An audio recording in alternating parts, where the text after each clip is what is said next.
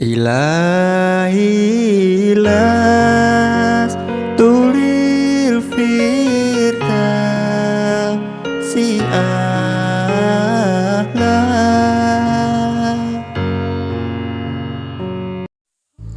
A'udzu billahi minasy syaithanir rajim. Bismillahirrahmanirrahim.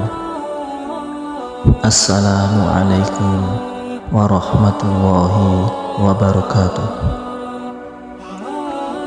Alhamdulillahi rabbil alamin. Allahumma sholli ala sayyidina Muhammad wa ala ali sayyidina Muhammad. Allahumma inna nas'aluka al-afwa wal afiyah fid dini wad dunya wal akhirah bi rahmatika ya arhamar rahimin. Sahabat semua yang senantiasa dirahmati oleh Allah Subhanahu wa taala, Rasulullah sallallahu alaihi wasallam bersabda, "Aku tinggalkan untuk kalian dua perkara. Kalian tidak akan tersesat selama-lamanya selagi kalian berpegang teguh pada keduanya, yaitu kitab Allah dan sunnahku." Hadis riwayat Al-Hakim. Sebagaimana yang kita ketahui, sunnah adalah segala sesuatu, baik ucapan, perbuatan, maupun sikap yang disandarkan kepada Nabi Muhammad SAW. Banyak sekali manfaat yang akan didapatkan bagi siapa saja yang mau mengikuti atau mengerjakan sunnah Nabi. Di antaranya diberi keselamatan dunia akhirat, mendapatkan pahala dan keutamaan-keutamaan lainnya. Salah satu sunnah Nabi yang dianjurkan untuk dikerjakan dan mempunyai keutamaan yang begitu dahsyat adalah sholat duha. Sholat duha adalah salah satu sholat sunnah yang dikerjakan pada waktu duha atau ketika matahari mulai naik kurang lebih 7 hasta. Di antara keutamaan-keutamaannya adalah sebagai berikut. Yang pertama, sebagai sedekah setiap ruas tulang badan kita. Rasulullah SAW bersabda, "Hendaklah masing-masing kalian setiap pagi bersedekah untuk setiap ruas tulang badannya. Maka tiap kali bacaan tasbih adalah sedekah, setiap tahmid adalah sedekah, setiap tahlil adalah sedekah, setiap takbir adalah sedekah, menyuruh kebaikan adalah sedekah, melarang keburukan adalah sedekah. Dan sebagai ganti dari semua itu, cukuplah mengerjakan 2 rakaat sholat sunnah duha." Hadis riwayat Imam Muslim. Dalam hadis lain, Rasulullah SAW juga bersabda, "Di dalam tubuh manusia ada 360 ruas tulang.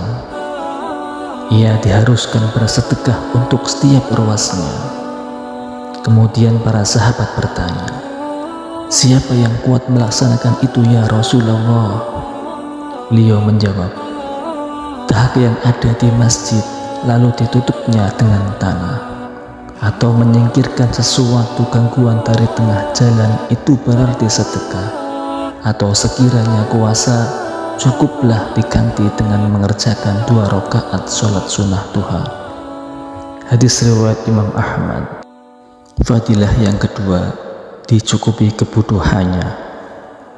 Allah berfirman dalam hadis qudsi, "Wahai anak Adam, janganlah sekali-sekali engkau malas mengerjakan 4 rakaat pada permulaan siang, nanti akan kucukupi kebutuhanmu pada sore harinya."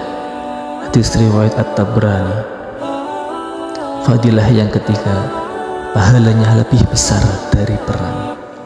Dari Abdullah bin Amr, dia berkata, Rasulullah SAW mengirimkan pasukan tentara, lalu banyak yang mendapatkan harta rampasan dan cepat pulang. Orang-orang membicarakan cepatnya perang itu dan banyaknya harta rampasan yang didapat. Maka Rasulullah SAW bersabda, "Maukah kamu saya tunjukkan sesuatu yang lebih cepat dari peperangan semacam itu? Lebih banyak pula rampasan yang diperoleh, bahkan lebih cepat pulangnya dari itu, yaitu seseorang yang berwudu lalu pergi ke masjid untuk bersembahyang sunnah duha. Orang itulah yang lebih cepat perangnya, lebih banyak rampasannya, dan lebih segera pulangnya." Hadis riwayat Imam Ahmad. Fadilah yang keempat, sholat duha sebagai pesan Rasulullah SAW.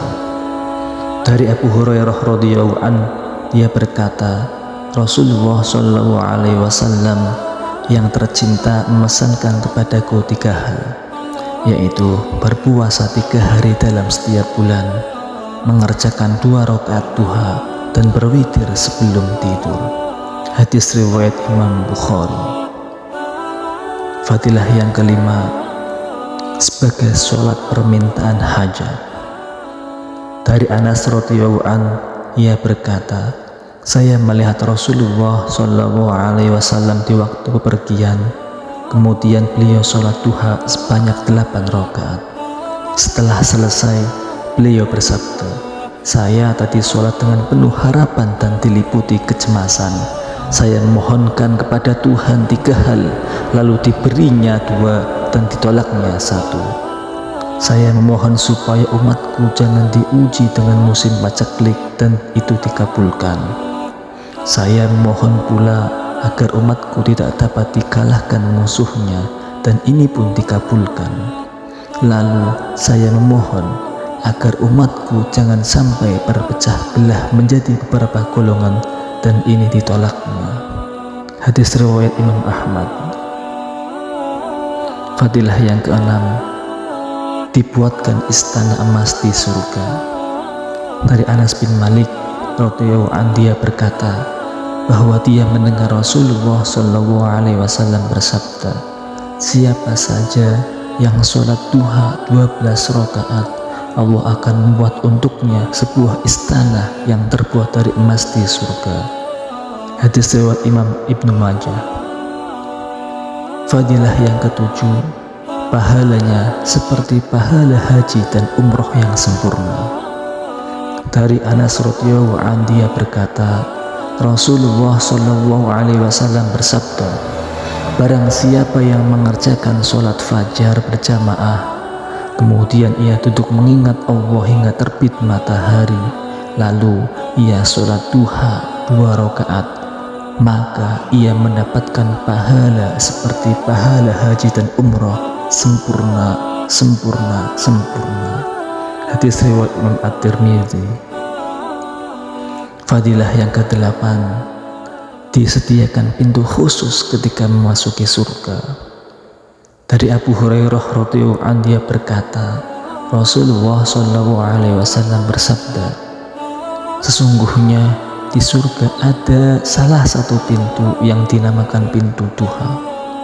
Bila datang hari kiamat, malaikat penjaga surga memanggil, mana orang yang istiqomah melaksanakan sholat duha? Inilah pintu kalian, maka masukilah dengan kasih sayang Allah. Hadis riwayat Imam At-Tabrani.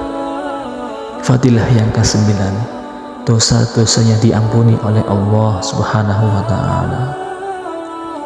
Rasulullah SAW bersabda, siapapun yang melaksanakan sholat duha dengan istiqomah, maka akan diampuni dosanya oleh Allah, sekalipun dosanya sebanyak buih di lautan. Hadis riwayat Imam At-Tabrani. Wallahu a'lam bishawab. Semoga Allah Subhanahu wa ta'ala memberi kita kekuatan untuk dapat mengamalkan sunnah Nabi Muhammad SAW dengan istiqomah. Demikian yang dapat kami bagikan pada video kali ini. Semoga bermanfaat untuk kita semua. Mohon maaf atas segala kekurangan dan kesalahannya. Kebenaran hanya milik Allah. ihdinas siratal mustaqim. Wassalamualaikum warahmatullahi wabarakatuh.